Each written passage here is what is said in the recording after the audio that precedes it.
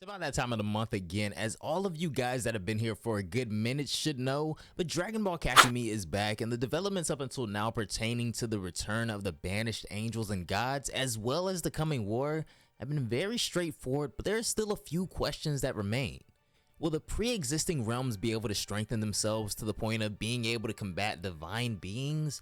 What would happen should the Grand Priest and Zeno be overthrown? And more obviously, what will be the result of Goku emerging from Universe Zero after the Grand Priest seal wears off? In the most recent chapter, we would be introduced to the one known as the Venerable Heir in Universe 14, who would go on to take the throne as God of Destruction of his realm, so be sure to go check out the last chapter's video to see more on him, which should be linked at the top of the screen.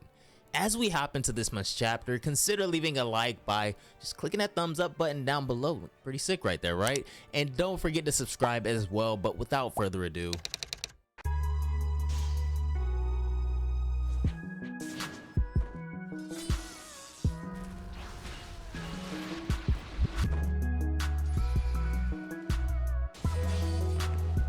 as chapter 11 of Dragon Ball Kakumei begins, Amaran and the others are seen traversing the multiverse in one of the cubes we've come accustomed seeing Beerus and Whis travel by. Venerable Heir, what is our travel plan? Saliga asks. Amaran responds that he's decided they'll just go visit the Grand Priest directly at his palace. His palace? Saliga replies. You know where that is? This is information that only the angel should know, Dula says. Fortunately, Amaran does have knowledge to get there, as he tells them that each element of this multiverse has a precise place and function. Nothing has ever been left to chance. Dula, however, is having trouble understanding, so Amaran goes on to explain to them how they'll be able to traverse the God Realm here. We can't move from one universe to another in any order we want, he says. For each itinerary, there are steps to be respected. A few years ago, there were only 12 universes. The gods have evoked during the last millennia the term twin universes, but it's only a correction following our disappearance. At the time when our 18 universes coexisted, we were formed in groups of 3 so-called triplet universes. Our Universe 14, for example, shared the same galaxies, the same planets, and the same species as Universes 5 and 8. This one is thus again connected to the universes of the gods of destruction, Arak and Liquor. So the place where I was born, Dula replies, exists identically in 2 other universes? You and Saliga are the exception to the rule, Amaran says. You have appeared in the demon realm. There's a different one in each universe. This is when we go on to see the graphic of how the universes would be intertwined in this triplet format. Universes 1, 12, and 18 would be one set, universes 2, 11, and 17 another. And Universe 3 would be paired alongside Universes 10 and 6. Additionally, Universes 4, 9, and 15, Universes 5, 8, and 14, of course, as previously mentioned, and finally, Universes 6 and 7 are paired along with Universe 13. The universes are all organized in circuits in which each series of 3 follows one another. There is no way to get from one universe to the other unless they're connected within the circuit. Zeres told me at the end of his message that the Grand Priest's palace is an isolated place, accessible only by passing through special portals in a defined order. This one changes every 100 years or so, and Zeres shared with me the current configuration one must follow to get to the palace. The first portal to pass through is in Universe 4. The journey will be rather long even on board the cube. To get there, we must cross 5 universes in total. Though once arrived, the portals will be significant shortcuts. Getting back to our adventure, however, he continues, we are currently between universes 8 and 6. So, Saliga mentions, let's optimize our trip by taking advantage of the stops to warn about the presence of the new god of destruction of Universe 14. Let's show them that our universe is not that easy to take over. Later on, as their travels continued, Amaran and the rest would arrive upon planet Rosemary in Universe 4. As they descend upon the planet, Dula commands the attention of the inhabitants and orders them to kneel before the divinity that has blessed their planet today. This is the one and only true heir of the divine throne, Sir Amaran. The inhabitants of the planet look kinda confused, but Dula is indeed losing patience with those who choose not to kneel. He overwhelms them with his power and forces them to kneel before Amaran and show him the respect he deserves. They're probably a species without any form of spoken language, Salaga says, but Amaran knows better. What are your demands? One of the civilians replies. What would you claim from an insignificant people like us? We are from Universe 14, Dula says as he approaches them, and in front of you is its new leader. 2 years ago at the Tournament of Power, they explained to us that there were only 12 universes, the guy says, not believing there to be a 14th. And you're saying now that you're from the 14th? This has something to do with the Grand Priest's call from months ago. Otherwise, whoever you are, they continue as the other warriors begin to step up as well. You are not welcome here in Rosemary. Wait, so they're already aware of what's coming, Dula says surprised? Aw, and here I was aching to toy with them. It looks so fun to play with, those little chicken legs of theirs. You haven't done anything that would be of an offense to us yet, Salaga says. We feel generous today. Allow us to forgive you by kneeling before us right now. Well, sadly for you, I'm actually the most stubborn being in this universe, one of them replies, as the warriors from planet Rosemary rise before them.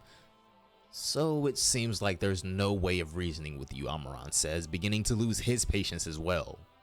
The bird-like warriors begin to power up, but Salaga quickly informs them that a god of destruction will not be lowering himself to their pitiful level, so he and Dula will be taking care of them.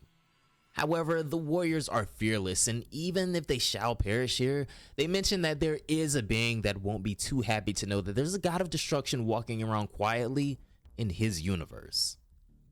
Over on planet Quitella, the god and angel are seen sparring, but this is when Quitella senses a very interesting key in his universe, mentioning he doesn't know who this being is. Cognac, however, says that this could be the energy of a god of destruction, and given the darkness coming from it, things don't seem too friendly. If I don't recognize the key of a god of destruction, it's perhaps that it comes from a resurrected universe, Quitella says. I myself wasn't even a god of destruction when they were destroyed. If I'm not mistaken, it's as if the 2 years that the good old Grand Priest left us have been listened to. No, Cognac replies. I don't recognize this energy either. It is, nevertheless, lower than yours, but the situation itself remains worrying. What would you like to do, he asks. What do you think, Quitella asks, laughing. We're talking about my universe here, and I forbid anyone to intervene in it, either with or without my authorization. Let's go, he says, getting serious all of a sudden, and the two head out for planet Rosemary. The absolute terror and destruction that's taken place on planet Rosemary in the meantime cannot be understated, as the civilians who refuse to kneel before Amaran have been devastated where they stand, and most lie on the ground lifeless as we return. Salaga and Dula, bored as they may look, have taken much joy in the terror they inflicted here today in the name of their lord Amaran. Amaran himself, however, sits atop a mountain of bodies of those who went against him, as he tells the remaining, we didn't come here to destroy you today, only to tell you that the end of everything will soon begin. It's not too late for you to make the right choice, he tells them. Don't be on the wrong team. You couldn't do anything against Salaga and Dula, them just using a piece of their power, so do you really think it's wise to oppose me? Furthermore, I myself am nothing compared to Lord Dromel. Dromel? Who the hell is that? The last remaining guy says. Well, I won't bother explaining it to you, Amaran replies. Think wisely. You hold your people's lives and who knows, you may have a chance to meet him if you joined us. The lone Universe 4 warrior refuses to give in, however, telling them to go ahead, keep acting so full of themselves. You have no idea what we're capable of, he begins, but Dula raises a hand and the breath instantly leaves his body. Dula suffocates the lone warrior, however, this is when Quitella comes within range of Amaran being able to sense him, so they hastily take their leave, knowing that they aren't quite ready for this battle yet. Moments later, Quitella is heard standing above the warrior whom we now know as Gohans, demanding to know what happened here. I don't have anything left, Gohans says. Forgive us for being late, Cognac says, but the damage has already been done here. Quitella and Cognac are still both hot on the trails of this energy, however, as Quitella mentions that they seem to be slightly ahead of them. Do you think we can get to their destination before them, he asks. It won't be easy, Cognac replies, since they are also in a cube. Seeing the direction they're going though, it seems that they're headed for a specific portal. And to think we were hoping for mortals to help us in the war, Kotella says, disappointed as he looks over the carnage. Most of you won't ever be on point. Right, Cognac agrees, and for those of you who have the strength required, we'll need them to not mentally break after such encounters. Cognac, clean up this planet a bit so that it looks a bit more like something, and the few remaining inhabitants forget everything that just happened here. Let's not cause panic unnecessarily. And we'll be taking these three with us, he goes on, to the shock of Cognac. It's not like you to act in the interest of mortals, Sir Quatella, he replies, but he obliges his request. Over on the outskirts of Universe 4, Amaran and the others have finally made it to the first portal. So this is what one of those special portals looks like, Salaga says, and on the other side is Universe 10. After that, there will only be 2 more portals left to use, one to go to Universe 6, and there, another to get to the palace. They fly through the portal and come out on the other side near planet Argon in Universe 10 before descending. 5 months have now passed since the events that took place between Kansei and the Grand Priest, and all 12 universes are continuing to train and prepare as hard as they can for the coming war, in order to defend the legacy of precious generations in the best way possible and the destiny of future generations to come. Over in Universe 11, the Pride Troopers are back on a mission as Jiren mentions Gohan being on a planet called Grill for quite some time now. And it was only a few hours ago that he gave his first sign of life by asking us to join him. He absolutely wanted you to come specifically, Jiren. It was unconscious to let him go there alone, Jiren says. I know, Casserole replies, but we had no choice. All members of the Pride Troopers are mobilized throughout the universe to stop wars or terrorist organizations. Gohan himself offered to go solo. When they do finally arrive on planet Grill, Gohan looks completely different, to the point where even Dispo says that, wow, in just 5 months, he's almost unrecognizable. Did you seriously think it would have come to this when he first came to meet us, he asked Jiren. The only reason I agreed to give him a test was to pay off our debt to Universe 7, Jiren replies. But today, I'm happy that he's one of my brothers. Planet Grill is now cleaned up as you asked me to do, General Casserole, Gohan says. Indeed, he replies. I didn't think you would stop an army in only 3 days, but you know as well as I do that it wasn't useful to let them all live, right? He asks. Gohan remains silent. It was a wanted organization for several months now.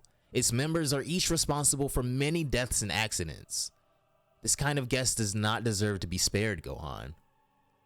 I understand your point of view, Gohan replies, and I'm sorry I didn't accomplish my mission as you would have liked, but if the Earth has taught me anything, it's that our enemies of today can change and become our greatest allies in time. Be careful to not get too lost in your gummy bear world, my friend, Casserole replies, but thank you nonetheless. As Casserole begins talking on the radio to more troopers, Jiren instead wants to know why Gohan requested for him to come here as well. Gohan tells him that because of Jiren's help in particular, he's gradually reaching his goal. 4 months prior at a party, post-celebrating Gohan's recruitment, we see Gohan asking Velma how he's able to be there with him and when he came to after seeing what had happened to him during the Topo transfer. Casserole tells him that he woke up during Gohan's interrogation mission as Velma scoffs that of course Goku's son would join the Pride Troopers one day. Well, to be frank, Gohan replies, it wasn't in my mind to come all the way here, and I would have continued studying if things hadn't reached this point. Since your arrival here, a question has been on my mind, Topo interrupts. Why didn't you stay and train with your people? This dear Vegeta could have brought you perhaps much more than any of us. Well, Gohan goes on after a momentary silence, I in fact started to be interested with your universe during the Tournament of Power and especially in your Kaioshin. This is when Velma, of course, gets very defensive, demanding to know just what his interest is in K. Interestingly enough, however, Gohan goes on to explain to them how the Kais have had an explicit hand in his progress that he's achieved to this day. My potential was awakened by the old Kaioshin of our universe many years ago, he goes on. So somehow I get my power today indirectly from the Kaioshin, and when I came out with Dispo from the fighting surface, I later asked Shin who K really was because I can't really explain it, but it's as if the Kaioshins are somehow connected to me since I was in their world. I feel their energies and their potential. This is when Margarita speaks up, however, telling them that the world of the Kaioshins is a place like no other, and few mortals have ever stepped foot in it. She then pulls out her staff and conjures the moments where Gohan was being trained in the Supreme Kai's realm, confirming his story. You officially wore the Kaioshin outfit and the Pataras, she goes on. Kibito made you a Kaioshin apprentice at that time.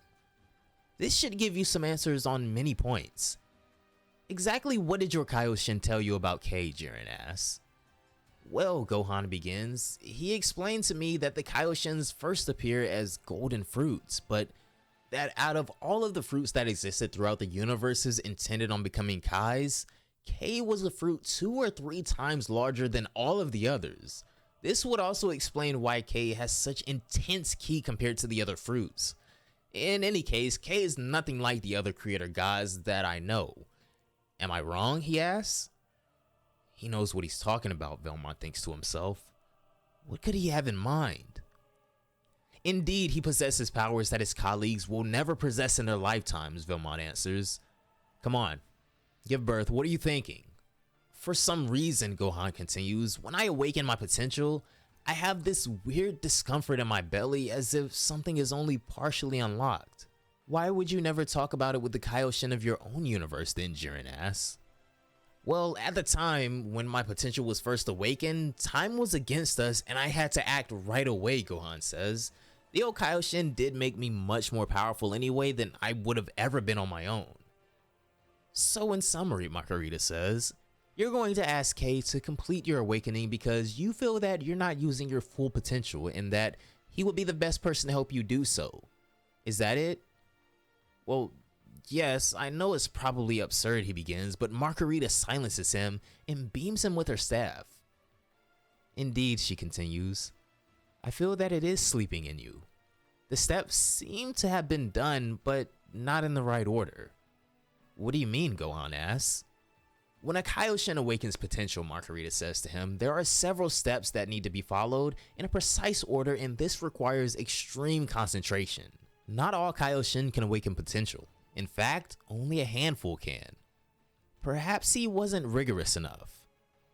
Anyway, she continues, it must be the logical consequence of trusting a perverse Kaioshin who moreover has assimilated an unreliable witch. From what I can see in you, your potential is far from being even half awakened, she says, to the shock of us all. Moreover, you seem to have a link with several beings. A Saiyan father, an Earthling mother, potential released by a Namekian, and a second time by a god of creation. The conditions are met for your total awakening to be a success. I have no doubt anymore, Gohan replies. I have to reach my true limits to protect everyone, and I really need you all. Many thanks, Gohan says, bowing to them, as Dispo says no need to be so formal. They were skeptical of him at first, but he's a Pride Trooper now, so there's no question of that between them. Back in the present day, Gohan has completed his mission for the Pride Troopers on this planet, but there's still one thing left for him to do. Jiren, he calls out, I wanted to ask a service of you. Ever since my childhood, as far back as I can remember, not a single enemy has ever faced and fought my father the way you did in the Tournament of Power. Even during your fight with Frieza in 17, you kept improving and being better in all aspects. There's no doubt, you are extraordinary. Jiren is speechless as he can only look at Gohan and think to himself, in addition to his innate abilities and ease for fight I feel from him, this look and this aura are so different from his father's. Fight me with all your power, Jiren, Gohan asks of him, as he begins to transform and his aura changes. As we wait for K, I'll knock at my limits starting now, he roars, as Chapter 12 of Dragon Ball Kakumei comes to an end.